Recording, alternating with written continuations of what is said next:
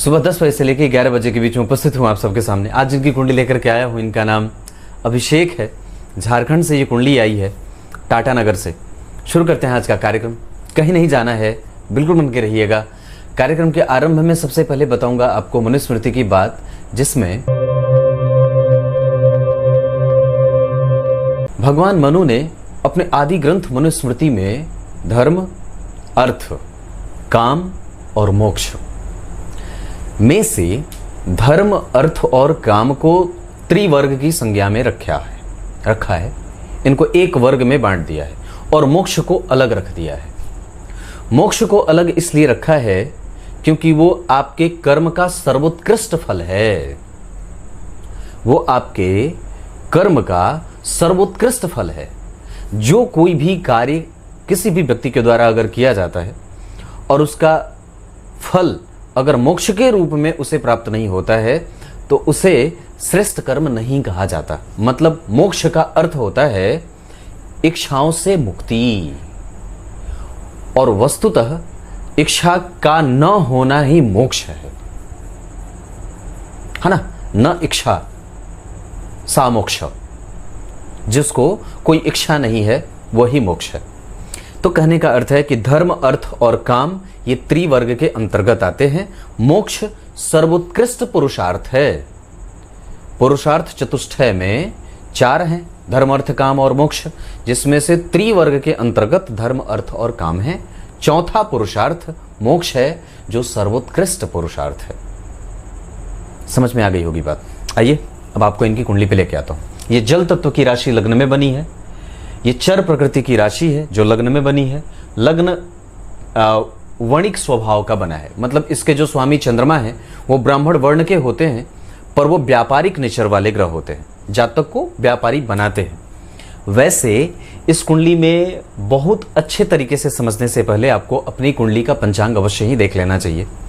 जैसे इनकी कुंडली वैशाख माह में जन्मे हैं, देखने में सुंदर होता है वैशाख माह का व्यक्ति, और उत्तरायण में जन्मे हैं। इस वजह से भी व्यक्ति के अंदर कम से कम सूर्य का प्राबल्य बढ़ेगा, और सूर्य जिस चीज़ों के कारक होते हैं, जैसे आत्मा के, तेज के, आत्मविश्वास के, प्रभावों के, निश्चलता के, और उसके बाद विश्वास के, मोरालिटी के, ज्ञान के, उपदेशक के, वो गुरु से प्रभावित होकर के भी कभी कभी परिणाम देते। तो कहने का अर्थ है कि जैसे सूर्य जो है वो व्यक्ति को सर्वोत्कृष्ट बना देता है, समाज में वो शासन करने वाला होता है। तो ये स्थिति उत्तरायण में बढ़ जाती है। व्यक्ति के अंदर ये गुण जो है वो सद्गुणी होता है और सकारात्मक होता है, निगेटिव नहीं होता। थोड़ा क्रूर और कठोर हो सकता है, संभव है, पर वैसे वो खराब बुद्धि का नहीं होता है। यहां ग्रीष्म ऋतु में जन्मे होने से व्यक्ति को अपने जन्म स्थान से दूर जाने पे फायदा होगा, लाभ होगा, तभी वो धन बचा पाएगा। मंगलवार शुक्ल पक्ष के प्रतिपदा तिथि के चंद्रमा पापक ग्रह होते हैं, पापक ग्रह होंगे। अब यहाँ पे चंद्रमा पापक होने के कारण पर उच्चाभिलाषी हैं। सूर्य, चंद्रमा और बुध का 3 ग्रहों का एक साथ बैठना, आपकी भी कुंडली में अगर लग्न के अधिपति दशम भाव में बैठे हैं, ध्यान से देखिए मेरी तरफ, आपकी भी कुंडली में अगर लग्न के अधिपति दशम स्थान में बैठे हैं तो व्यक्ति जल्दी ही अपने पैरों पर खड़ा होना चाहता है। स्वाभिमानी, विवेकी और बुद्धि प्रदान करने वाला होता है। कभी भी किसी को गलत बुद्धि नहीं देता, गलत ज्ञान नहीं देता। इसके साथ साथ एक और भी अच्छी बात कि सूर्य के साथ बुध बैठे हैं और दशम स्थान में सूर्य और चंद्रमा को अमावस्या का दोष नहीं लगता। इसका अर्थ होता है कि व्यक्ति पॉलिटिकली हमेशा ही अपने आप को सिद्ध करना चाहता है कि मैं सही हूं, और उसके तर्क किसी को भी हराने के लिए कई बार काफी हो जाते हैं। पर पिता का भाव वहां पे सूर्य और चंद्रमा के एक साथ होने के कारण पिता से संबंधों में कमजोरी हो सकती है।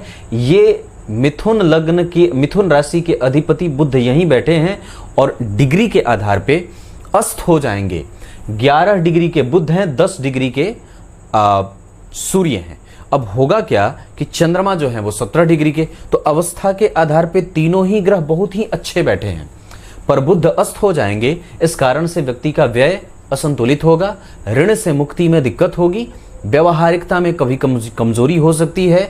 और वैसे एक बात और भी बता दूं, तो बुध अस्त है, इसका अर्थ ये नहीं है कि वो ग्रह अब आपकी कुंडली में बिल्कुल ही नल एंड वॉइड है, ऐसा नहीं है। वो परिणाम करेगा और अच्छा परिणाम करेगा। मेरे हिसाब से ये ग्रह जो अस्त होते हैं, ये ग्रंथ भी यही बात कहे कि अगर ग्रह अस्त है तो कम से कम वो अपने कारकत्व का तो प्रभाव देता रहता है। जिन जिन चीज़ों के कारक होंगे बुध, वो अस्त होने के बाद भी आपको उन कारक क्षेत्रों से जातक को परिणाम देते हैं। समझ में आ रही होंगी, बिल्कुल क्लियर बोल रहा हूं। तो यहां पे बुध किस चीज का प्रभाव नहीं देंगे अस्त होने से, तो वो प्रभाव 12वें और वो प्रभाव तीसरे भाव से कमजोर करेंगे। और चूंकि एक सूत्र और भी लागू हो रहा है, तीसरे भाव के अधिपति अगर आपकी कुंडली के दशम स्थान में बैठे हैं चंद्रमा जैसे ग्रह के साथ, तो ये आपको मेहनत भी करवाएंगे और आपसे वक्त आने पे व्यवसाय भी करवा लेंगे। उच्च के सूर्य का प्रभाव यहां पे आपको आपके आत्मबल की प्राबल्यता देने वाला हो जाएगा। नक्षत्र में तीनों को देख लेता हूं। चंद्रमा भरणी के, तो आप किसी के साथ भी जुड़ करके कोई काम करेंगे तो सफल हो जाएंगे। बुध अश्विनी के, इस वजह से आपके पास कम से कम व्यापारिक गुण बहुत अच्छा रहेगा और अनुभव बहुत बढ़िया रहेगा। सूर्य भी अश्विनी नक्षत्र के बैठे हैं, इस वजह से आपके अंदर कम से कम चारित्रिक दोष नहीं होगा और आप हमेशा ही लोगों को श्रेष्ठ ज्ञान देने वाले बनेंगे। और कई बार तो व्यक्ति व्यापार मंडल का अध्यक्ष भी हो जाता है, कई बार वो व्यापारियों के समूह का अधिपति हो जाता है और कई बार वो राजनीति करने वाला महान विशेषज्ञ हो जाता है। ऐसा है, ये तीनों ही ग्रह ऐसे परिणाम करेंगे। आगे चर्चा और भी करूंगा। इनकी तीनों की दृष्टियां एक साथ सप्तम भाव पे पड़ेगी, यानी कि चतुर्थ भाव पे, सप्तम भाव का मतलब सातवीं दृष्टि चतुर्थ भाव पे पड़ेगी, तो माता का सुख, माता को कमजोरी, माता से विच्छेद और कई बार थोड़े से कठोर संबंधों को विकसित करने वाली होंगी। अगर ये तीनों ही नहीं हो तो व्यक्ति का दिमाग कभी कभी परेशान रहेगा और जब कभी वो अमावस्या के निकट जाएगा तब उसको चित्त में व्यग्रता भी घेरेगी। और जब कभी भी उसके कुंडली में कमजोरी चंद्रमा की है, जैसे शुक्ल पक्ष के प्रतिपदा के चंद्रमा पापक होते हैं, तो चंद्रमा जब पापक ग्रह होंगे और जरा गौर से देखिए तो आपके चंद्रमा के ऊपर किसी भी शुभ ग्रह का कोई प्रभाव नहीं है, लेकिन यहां सूर्य भी, बुध भी और चंद्रमा भी तीनों शुभ कर्त्री में बैठे हैं। उच्च के शुक्र और यहां पे लाभेश उच्च का हुआ है, मित्र की राशि में शनि बैठे हैं और गुरु शुक्र के साथ परिवर्तन राजयोग बना रहे हैं। इस कुंडली की सबसे अच्छी बात में से एक ये होगी कि एकादशवें भाव के अधिपति भाग्य भाव के अधिपति के साथ परिवर्तन करके दोनों एक दूसरे को बलवान और बलशाली बना रहे हैं, जिसके कारण यहां गुरु भी अच्छे हो जाएंगे, सूर्य बुध तो अच्छे होंगे ही, चंद्रमा शुक्र भी अच्छे होंगे, शनि राहु का संयोग भी अच्छा हो जाएगा। तात्पर्य मेरे कहने का है, यहाँ शनि राहु अपना प्रभाव थोड़ा सा देंगे पर गुरु की दृष्टि यहाँ है, इस वजह से विवाह में कमजोरी नहीं और दैनिक पक्ष अच्छा रहेगा। इस भाव पे भी गुरु की नीच दृष्टि पड़ रही है पर इस भाव के अधिपति के संग बैठे हैं और सातवीं दृष्टि से पंचम भाव को देख रहे हैं, तो सप्तम भाव के अधिपति जन्म कुंडली में रोगेश के साथ बैठ गए, तो ऐसी अवस्था में उसकी दिनचर्या थोड़ी आलस्य से आरंभ होती है। पर गौर करिए तो अष्टमेश के साथ भी बैठे हैं और शनि यहाँ सम संख्या की राशि में बैठे हैं, तो मूल त्रिकोण राशि का फल ज्यादा करेंगे। इसका अर्थ है कि शनि यहाँ अष्टमेश होकर के आपकी कुंडली के पंचम भाव को देखेंगे और वो मंगल आपकी कुंडली में शुक्र को पहले ही देख रहा है। इसका अर्थ होगा कि व्यक्ति में प्रेमातिरेक और भावात्पन्न होकर के कई बार गलत निर्णय लेने के प्रभावों में भी देखा जाएगा, क्योंकि मंगल और केतु का प्रभाव जन्म कुंडली में शुक्र पे और केतु का प्रभाव चंद्रमा बुध और सूर्य पे भी है। ऐसी अवस्था में कई बार व्यक्ति अपने आप को बहुत ज़्यादा आत्माभिमानी तो नहीं कहूँगा पर स्वाभिमानी होकर के भी कई बार अपने पक्ष के बारे में बहुत अच्छा निर्णय नहीं ले पाता है। अब जरा विचार करके देखिए तो इनकी कुंडली में इनका जन्म मैंने जैसे कहा कि भरणी नक्षत्र में जन्मा है, इस वजह से व्यक्ति की कुंडली में अब एक सबसे अच्छी बात जो होगी कि यहाँ व्यक्ति का पर्सनल जो अपीयरेंस होगा वो सबके साथ बहुत अच्छा होगा, मतलब उसके संबंध सबके साथ ही बहुत अच्छे रहेंगे और उसके जो जितने भी जो आसपास के लोग होंगे उसमें वो प्रधानतया सबसे पहले देखा जाएगा। मतलब सबसे पहले अगर किसी का नंबर आएगा अच्छाई के रूप में तो इस व्यक्ति का आ सकता है, क्योंकि ये लोगों को कनेक्ट करना बहुत अच्छे से जानता है। आप जब बहुत अच्छे से लोगों को जोड़ लेना जानते हैं, हालांकि कई बार बहुत अच्छे से जोड़ना सबको नहीं आता, क्योंकि और कई बार बहुत अच्छे लोगों से बहुत लोग जुड़ भी नहीं पाते। ऐसा कई बार होता है और ऐसा बहुत बार होता है, और आजकल के समय में ये बहुत ज़्यादा हो गया है, क्योंकि बहुत अच्छा जो है वो सबके लिए बहुत अच्छा नहीं हो सकता, सिर्फ कुछ लोगों के लिए बहुत अच्छा होता है। जैसे साधु संत सन्यासी वो सबके लिए अच्छे हैं, सबके कल्याण की बात करते हैं, पर सब लोग उनके पास पहुंच नहीं पाते और उनके भावों को सभी लोग समझ नहीं पाते कई बार, और ऐसा ही है। तो यहां ये कहने का अर्थ है कि ये चूंकि कर्क लग्न की कुंडली है जो इमोशन से जुड़ती है, और चूंकि इस कुंडली में लग्नेश दशम स्थान में व्यक्ति को प्रोफेशनल बनाएंगे, प्रोफेशनलिज्म देंगे, तो ये स्थिति यहां पे बढ़ रही है। यहां चंद्रमा कई बार व्यक्ति को भावातिरेक और भाव से युक्त होकर के भाव की प्राबल्यता के कारण अपना खुद का नुकसान भी कराते हुए देखे जाएंगे। इस वजह से बहुत ज्यादा जल्दी किसी पे विश्वास करने का अर्थ स्वयं का नुकसान भी होगा, तो बच करके। यहाँ पे गुरु और शनि की युति, यानी कि गुरु इस कुंडली के लिए रोगेश और शनि इस कुंडली के लिए सप्तमेश। यहाँ पे ये छठवें भाव के अधिपति सातवें भाव में, और चूंकि उनका संबंध चतुर्थ भाव से भी हो रहा है, कर्क लग्न की कुंडली के लिए पापी ग्रह के रूप में शुक्र जाने जाते हैं। तो गुरु, शनि और शुक्र तीनों संबंध में होंगे। शनि यहां सप्तमे षष्टमे होकर के लग्न को देखेंगे शत्रु ग्रही या शत्रु क्षेत्र पे। इस वजह से व्यक्तित्व को कमजोर करने का काम करेंगे, स्वास्थ्य में कमजोरी हो सकती है, और कई बार व्यक्ति कुछ लोग ऐसे जीवन में मध्य वर्ष में आ जाते हैं, मध्यकाल में, जिनको वो बहुत ज्यादा प्रधान श्रेणी के रूप में रख देता है।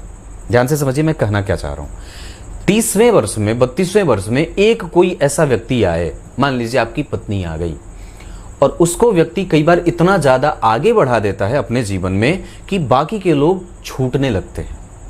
ये इस स्थिति में ना हो, ऐसा आपको ध्यान रखना होगा, और ये काम शनि की दशा में या शनि के कारण हो सकता है। और यही वो ग्रह शनि बनेंगे जो आपकी कुंडली के लिए प्रबल मारकेश होते हैं। छठवें, सातवें, आठवें भाव के अधिपति का एक साथ लाभ भाव में बैठना कई बार आर्थिक संकट और आर्थिक नुकसान का कारण भी बन सकता है। यहां पे शनि के साथ गुरु भी आपकी कुंडली में मूल त्रिकोण राशि का परिणाम कर रहे हैं। इस वजह से वो कई बार दारिद्र दोष भी पैदा करेंगे, क्योंकि चंद्रमा पापक है। इस वजह से इस बात की घटना और इस बात के होने के संयोग कई गुना बढ़ जाएंगे कि व्यक्ति को गुरु, शनि और चंद्रमा की दशा में थोड़े बहुत आर्थिक पक्ष के नुकसान होने का योग बन सकता है। इनकी दशाओं में अपने आर्थिक स्वतंत्रता को और भी ज्यादा विनिमय करने की आवश्यकता, बहुत ज्यादा उसको सुनियोजित करने की आवश्यकता होगी, सावधानी से खर्च करने की आवश्यकता होगी। और ये सरकारी नौकरी का योग भी बना रहे यहीं पे। पर अगर आप देखें तो शुक्र और गुरु का संबंध महान परिवर्तन योग का है।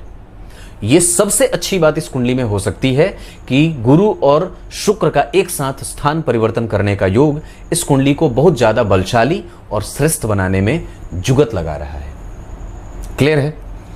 धन भाव के अधिपति का दशम में आना, उच्च का होना, ये यहां से, और ये बुध का यहां बैठना, ये दोनों स्थितियां, जैसे बुध और सूर्य का यहां बैठना, प्राइवेट सेक्टर में नौकरी देने के योग बना रहे हैं। शुक्र और गुरु का एक साथ परिवर्तन में जाना व्यक्ति की कुंडली में सरकारी नौकरी के योग बना रहा है। चंद्रमा और सूर्य का यहां बैठ करके चतुर्थ स्थान को देखना व्यक्ति के दिमाग को भ्रमित करने का काम कर रहा है। और मंगल के साथ केतु का बैठना, और इस पे किसी भी शुभ ग्रह की कोई दृष्टि नहीं, पर इस भाव से केंद्र में शुक्र का होना दुश्मनों से इनकी सुरक्षा कर रहा है, विपरीत परिस्थितियों से लड़ने की ताकत और साहस दे रहा है। पर यह बात मित्र की राशि में बैठे मंगल के कारण और भी बढ़ेगी, और चूंकि मंगल और केतु एक दूसरे के मित्र होते हैं, मित्र सरीखे होते हैं, इस कारण से व्यक्ति के पास राजनीति, रणनीति और महान डिप्लोमेसी का कारक बन जाएगा।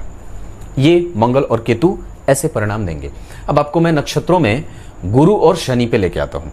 यहां गुरु जो बैठे हैं वो रोहिणी नक्षत्र के 18 डिग्री पे बैठे हैं बलवान होकर के, और चूंकि वो महान परिवर्तन योग कर रहे हैं, इस वजह से उनके बलवती होने की स्थिति और भी ज्यादा बढ़ जाएगी। वहीं पे शनि 6 डिग्री के कृतिका नक्षत्र में बैठे हैं, जिसका अधिपति सूर्य दिग्बली है और उच्च का भी है। इस कारण से शनि का प्रभाव भी बढ़ेगा। लेकिन चूंकि यहां पे गुरु और शनि में से अगर आप डिग्री में देखें तो शनि की डिग्री का प्रभाव कमजोर है। बहुत अच्छी बात है कि इस कुंडली का मारक ग्रह कमजोर है। अगर वो बहुत बलवान हो जाता तो गड़बड़ भी करता। नवांश कुंडली में भी शनि मारक ही होते हैं और दशमांश कुंडली के लिए शनि का मजबूत होना अत्यंत आवश्यक होगा। उच्च के गुरु, सूर्य और बुध का यहां बैठना व्यक्ति के कर्म क्षेत्र को बहुत ही ज्यादा सोफिस्टिकेटेड बनाएगा। यहां पे मंगल के साथ शनि का बैठना व्यक्ति को तकनीकी समझदारी से युक्त और तकनीक को समझने वाला, शनि का 12वें जाना विदेशी कंपनी, बाहरी लोग और बड़े लोगों से संपर्क में बना करके अपने आप को रखता है और हमेशा ही उनका फायदा उठाता है। पिता का सुख इस कुंडली में बहुत अच्छा है, पर कई बार वो रोग से युक्त हो सकते हैं। दूसरी बात है, शुक्र यहाँ भाग्य भाव में उच्च के हैं, इस वजह से व्यक्ति के अंदर धार्मिकता और साथ ही साथ अनुभव, चीज़ों को समझने का भाव, ये बहुत अच्छा है और वो बहुत छोटी अवस्था में बहुत बड़ा हो जाता है और बहुत जल्दी ही उसे दारोमदार संभालने की नौबत आ जाती है। दशमांश कुंडली में लग्न के अधिपति मंगल दशम स्थान में उच्च के हैं शुक्र के संग। इस अवस्था में व्यक्ति कई बार उत्तेजक भावनाओं से युक्त रहता है, तीव्र गतिविधियों में शामिल होता है और जल्दबाजी में आकर के कोई भी निर्णय दे बैठता है। मंगल की दृष्टि लग्न पे है और वो भी नीच की। शनि की दृष्टि लग्न पे है, वो भी शत्रुग्रही। तो मंगल और शनि के शत्रुवत या नीच की दृष्टि से व्यक्ति के व्यक्तित्व, व्यक्ति के स्वभाव, व्यक्ति के स्वास्थ्य, व्यक्ति का नेचर और व्यक्ति के जीवन में बनने वाले सकारात्मक पक्षों में कमजोरी आएगी। इसको समझने के लिए ही आपको बजरंगबली के हनुमान चालीसा का पाठ, कम से कम रामचरितमानस का एक पेज अवश्य दिन पढ़ा करिए। रामचरितमानस और रामायण अगर आप प्रत्येक दिन पढ़ने लगते हैं तो आपको राम जी का चरित्र समझने आता है, समझ में आने लगता है और जैसे ही वो आपको समझ में आने लगता है तो आपका धर्म आपके साथ खड़ा है। याद रखिए, धर्म कोई और नहीं, साक्षात राजा राम है, कोई और नहीं है। धर्म का अर्थ कुछ और नहीं होता। आपके जीवन में अपने राम और कृष्ण को उतारने की कोशिश में, उनके भावों को समझने में, उनकी लीलाओं को जानने में कितनी रुचि रखी है, उनके संदेश को अपने जीवन में कितना उतारा है, इससे बढ़िया धर्म कुछ और आपको कहता ही नहीं है। साक्षात नारायण ही वेद स्वरूप होते हैं और वही आकर के हमें संदेश देते हैं और बताते हैं हमारा भगवान तो इतना बलवान है, इतना मतलब स्वेच्छापन्न है कि जब उसको मन करता है अपने आप को कई भागों में विभक्त कर लेता है।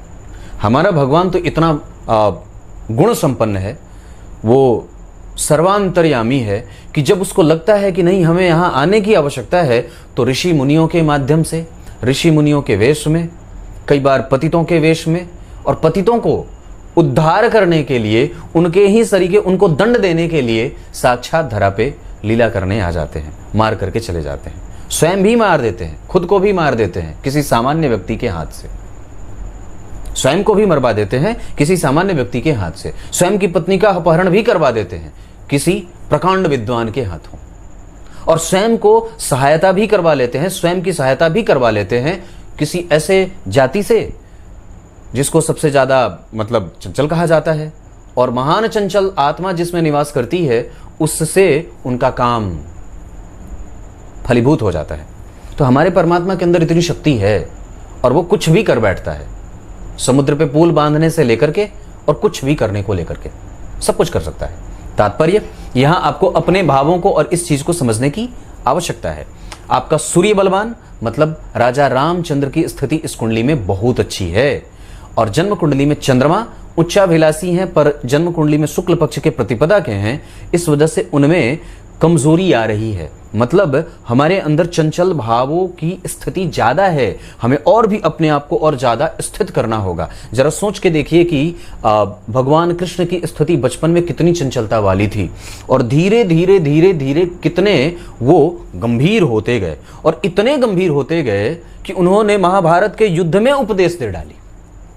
इतनी गंभीरता।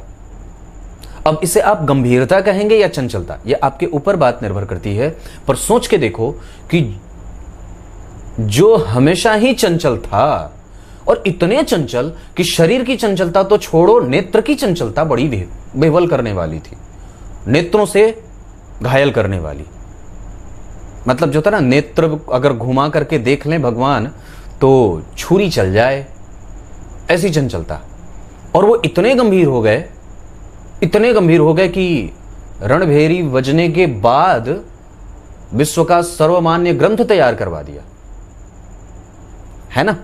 तो यहां चंद्रमा की बात समझने वाली है। इसको ठीक करने के लिए भगवान भोलेनाथ की पूजा, उनके मंदिर का दर्शन, हनुमान चालीसा का पाठ, गाय माता की सेवा, गुरुजनों का आदर, माता पिता का सत्कार और शुश्रूषा। राहु 12 में, मंगल 12 में देख रहे हैं, अच्छा नहीं देख रहे हैं। और यहाँ पे पीछे शनि बैठे हैं, और इस भाव के ठीक पीछे शनि बैठे हैं, परंतु इस भाव से ठीक 4 घर 10 घर पीछे शुक्र बैठे हैं, जो अच्छा होगा। कम से कम आपकी साहस और आपके ज्ञान को बताते रहेंगे कि आपके पास इसका बल है। मंगल इस कुंडली में ठीक बैठे हैं, मतलब आपके पास ऊर्जा है और समझने की शक्ति भी है। बुध इस कुंडली में अस्त हुए हैं, इस वजह से व्यायातिरेक और अपने पराक्रम को समझने की कोशिश करिए। आप वहीं अपना बल लगाइए जहां आपको उसकी आवश्यकता है। आपकी कुंडली में व्यापारिक योग भी बहुत अच्छा बना है। बुध के बाद अगर गुरु की बात करते हैं तो वो गुरु महान परिवर्तन बहुत अच्छे हो गए, इस कुंडली के लिए भी वो अच्छे होते हैं। वैसे शुक्र आपकी कुंडली में पहले ही अच्छे हैं, लाभ भाव के अधिपति उच्च के हैं, महान लाभकारी योग बना है, महान भाग्यशाली योग बना है, महान धार्मिक योग बना है, प्रणेता योग बना है, श्रेष्ठ योग बना है। सामाजिकता इस कुंडली की बहुत अच्छी है, समाज को कुछ देने का भाव बहुत अच्छा है, धर्म सम्राट, धर्म करने का भाव बना हुआ है, धर्म के लिए आप कुछ कर सकते हैं। आपकी कुंडली में शुक्र उच्च के ये बात दिखा रहे हैं। मंगल की मित्र दृष्टि पड़ रही है, गुरु का प्रभाव यहां के लिए बहुत अच्छा, गुरु का प्रभाव यहां के लिए बहुत अच्छा है, गुरु का प्रभाव यहां के लिए थोड़ा कमजोर है। इस वजह से विवाह मिला करके करिएगा। क्लियर है ये बात। यहां पे मैं था तो लग्न, दशमांश कुंडली में लग्न के अधिपति मंगल और दशम स्थान के अधिपति शनि। मंगल उच्च के और शनि नीचा विलासी हैं, 12वें हैं। इस वजह से कभी कभी गड़बड़ी हो सकती है, परंतु पंचम भाव के अधिपति चतुर्थ में और उच्च के गुरु के संग, ये स्थिति आपकी कुंडली के कर्म क्षेत्र को एक वक्त पे आने के बाद निश्चित रूप से बहुत अच्छा बना देगी और आपको यशोवान बना ही देगी और आपको आपका यश अवश्य ही मिल जाएगा। भाग्य भाव के अधिपति का उच्च का होना, भाग्य भाव में शुक्र का उच्च का होना, भाग्य भाव के अधिपति का जन्म कुंडली में केंद्र में आना, पर इस कुंडली के लिए अच्छे हैं। गुरु कम से कम आगे पीछे बैठे हैं तो ठीक है, गुरु यहाँ भी हैं और यहाँ भी हैं। ये वर्गोत्तम लग्न की कुंडली, वर्गोत्तम गुरु को बनाने वाली कुंडली हो जाएगी। वर्गोत्तम ग्रह सदैव बलवान होता है, याद रखिए। अगर वो नीच का भी हुआ है और वर्गोत्तम है तो थोड़ी बहुत स्वास्थ्य और मानसिक चिंता के साथ आपको वो धन भी देता रहेगा। अब आपको मैं इनकी कुंडली में दशाओं पे लेके आता हूं। सबसे पहले बात सूर्य और चंद्रमा की करेंगे। सूर्य इनकी कुंडली में 50% का परिणाम, परंतु बहुत अच्छा। कुमारावस्था के हैं, शुभकर्त्री में है, 50% से ज्यादा ही अच्छे परिणाम करेंगे और निश्चित रूप से इस कुंडली के लिए धनदायक भी होंगे। कई बार ये आपको प्राइवेट सेक्टर से नौकरी करवाने वाले भी बन सकते हैं, पर आरंभ में आपको सरकारी नौकरी की कोशिश अवश्य ही कर लेनी चाहिए। दशम स्थान के सूर्य और शुक्र और गुरु का ये परिवर्तन योग, शनि का जन्म कुंडली में शुक्र की राशि में बैठना और मंगल का प्रभाव जन्म कुंडली में लग्न को देख रहा है। आपको और भी प्रबल होकर के मेहनत करने की आवश्यकता है और जो आपके काम में डिसकंटिन्यूटी आती है वो इस चंद्रमा के कमजोर होने के कारण कई बार आती है। ये चंद्रमा और बुध आपको व्यापार कराना चाहते हैं और ये सूर्य आपको नौकरी देना चाहता है और ये स्थिति आपकी कुंडली में है। पर आपको नौकरी के लिए, चूंकि चंद्रमा पापग्रह बने हुए हैं, मेहनत खूब करनी होगी क्योंकि आप अनिरंतरता के शिकार हैं। सूर्य और चंद्रमा की स्थिति में दशमांश कुंडली में सूर्य ठीक ठाक हैं, उच्च के गुरु के संग बैठे हैं, बुध का प्रभाव है, मंगल की नीच दृष्टि प्राप्त हो रही है। मैं समझ रहा हूं कि आपकी कुंडली में, दशमांश कुंडली में लग्नेश उच्च के हैं तो निश्चित रूप से आपका कर्म क्षेत्र ठीक रहेगा। इसके आधार पर सूर्य और चंद्रमा की दशाओं में से चंद्रमा की दशा में आपका भाग्य लाभ मिलेगा और सूर्य की दशा में आपको पुरुषार्थी बनना होगा, मतलब काम करना ही होगा। सूर्य की दशा में आपको मेहनत करनी होगी और कड़ाके की मेहनत करनी होगी। निश्चित रूप से मेहनत करने के बाद सूर्य धनदायक होंगे। मंगल और बुध में से अगर आप बात को आपको बताऊं तो मंगल आपकी कुंडली के आधार पे 25% और बुध 50% का परिणाम करेंगे। मंगल दशमांश कुंडली में लग्नेश होकर के उच्च के हैं, अवस्था उनकी अच्छी है और जन्म कुंडली में वो कम से कम बुध से तो अच्छे परिणाम नहीं करेंगे। बुध हालांकि ठीक है, इस कुंडली के लिए खराब नहीं बैठा है, अस्त होते नहीं तो और भी अच्छे परिणाम कर सकते थे, पर मंगल बाल्यावस्था के हैं और बुध कुमारावस्था के हैं। कुमारावस्था का ग्रह बाल्यावस्था के ग्रह से कम ज़्यादा अच्छा परिणाम करता है। डिग्री के हिसाब से और जो राशि बन रही है उसके आधार पे मंगल और बुध दोनों ही मेहनत करवाएंगे अपनी दशाओं में, और आपको मेहनत करवाने के बाद ही धनदाता दिखा है। हालांकि एक बात और भी है कि गुरु और मंगल का प्रभाव इस कुंडली के लिए निश्चित रूप से अच्छा रहेगा, चाहे मंगल थोड़े कमजोर ही क्यों ना बैठे हों। हालांकि भाव उनके लिए बहुत अच्छा है।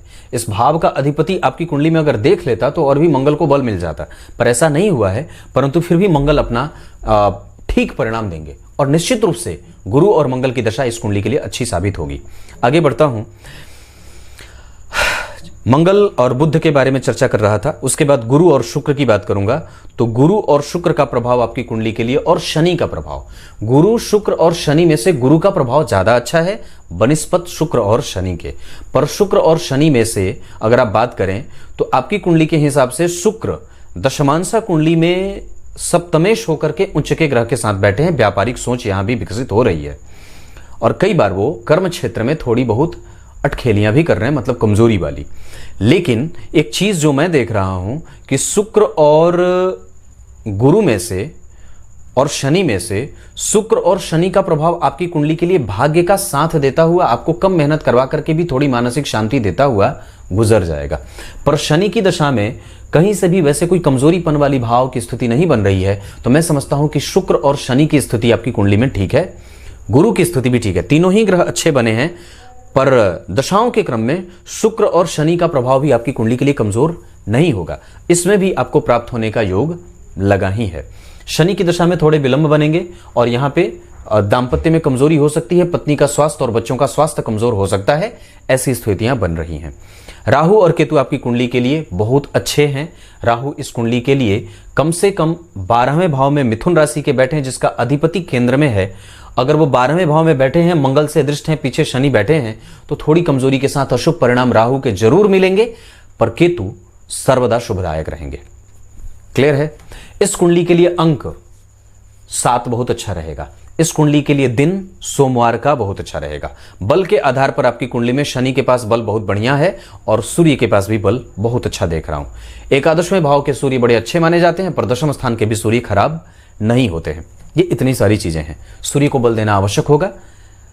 नक्षत्र के आधार पे अश्विनी, रोहिणी, कृतिका और उत्तराभाद्रपद, इसके साथ साथ आपकी कुंडली में हस्त, पुष्य और पुनर्वसु ये नक्षत्र अच्छे बनेंगे। इसके साथ साथ आपकी कुंडली में मीन राशि और वृश्चिक राशि बहुत अच्छी होगी। जब कभी भी कोई काम करना होगा तो शुक्र और गुरु की दशा में कोई भी काम कर दीजिएगा। इसके साथ साथ आपकी कुंडली में बहुत अच्छी स्थिति यहां तक बनी है। लग्नेश का दशम भाव में बैठना लक्ष्मी योग, धन भाव के अधिपति का दशम में बैठना धनवान योग, पराक्रम भाव के अधिपति का तृतीय भाव में जाना व्यापार योग, चतुर्थ भाव के अधिपति का नवम में जाना श्रेष्ठ योग बनेगा केंद्र त्रिकोण का, और यह धनवान योग भी बनेगा। माता पिता की सेवा व्यक्ति खूब करता है, उनके कारण अपना नुकसान भी कई बार कर बैठेगा। पंचम भाव के अधिपति का 6वें में जाना, एजुकेशन में रुकावट, शनि और गुरु के प्रभाव के कारण विलंब यहां भी पंचम भाव पे दिख रहा है, क्योंकि गुरु यहां 6वें भाव के भी अधिपति होते हैं। 6वें भाव के अधिपति का 11वें में जाना दारिद्र दोष, इस वजह से इनकी दशा में थोड़ा कम लीजिएगा दीजिएगा। 7वें और 8वें भाव के अधिपति का 11वें में जाना आरंभ में मशक्कत, बाद में सुख।